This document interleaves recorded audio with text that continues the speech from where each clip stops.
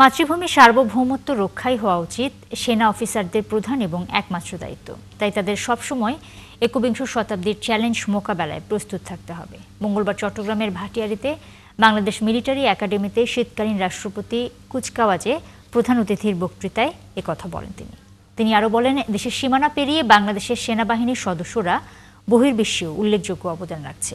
চট্টগ্রাম থেকে প্রণবেশ চক্রবর্তীর প্রতিবেদন। কঠোর অনুশীলনের পর দেশের স্বাধীনতা সার্বভৌমত্ব রক্ষায় নেতৃত্ব দেওয়ার সুযোগ।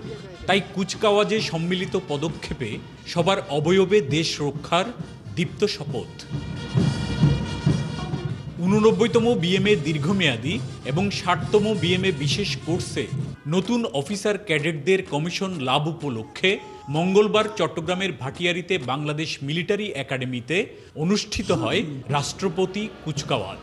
এতে প্রধান অতিথি হিসেবে অভিবাদন গ্রহণ করেন সেনাপ্রধান। অনুষ্ঠানে নবীন ক্যাডেট অফিসারদের প্রতি একবিংশ শতাব্দীর চ্যালেঞ্জ মোকাবেলায় প্রস্তুত থাকার আহ্বান জানিয়ে সেনাপ্রধান বলেন, মাতৃভূমির সার্বভৌমত্ব রক্ষাই হবে নবীন অফিসারদের প্রধান ও একমাত্র দায়িত্ব। তোমাদেরকে যে কোনো ধরনের চ্যালেঞ্জ গ্রহণের জন্য সর্বদা প্রস্তুত থাকতে হবে। সামরিক চেতনা ও মূল্যবোধকে সমুন্নত রাখতে এবং যে কোনো সিদ্ধান্ত গ্রহণের ক্ষেত্রে দেশপ্রেমকে সর্বাধিক গুরুত্ব দিতে হবে।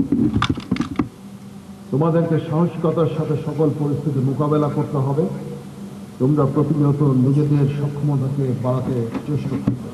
সেনাবাহিনীকে আধুনিক সমরাস্ত্র সজ্জিত পেশাদার বাহিনী হিসেবে গড়ে তোলার প্রত্যয় ব্যক্ত করে সেনাপ্রধান বলেন, দেশের সীমানা পেরিয়ে সেনাবাহিনীর সদস্যরা এখন বহির্বিশ্বেও অবদান রাখছে।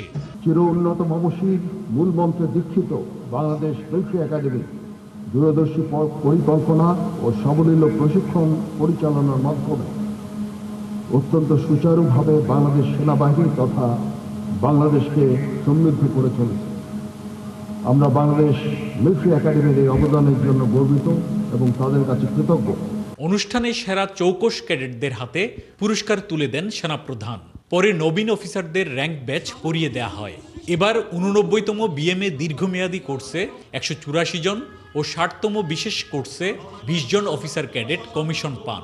এর মধ্যে 183 জন পুরুষ ও 21 জন নারী ক্যাডেট অফিসার। প্রণবেশ চক্রবর্তী, 71, চট্টগ্রাম।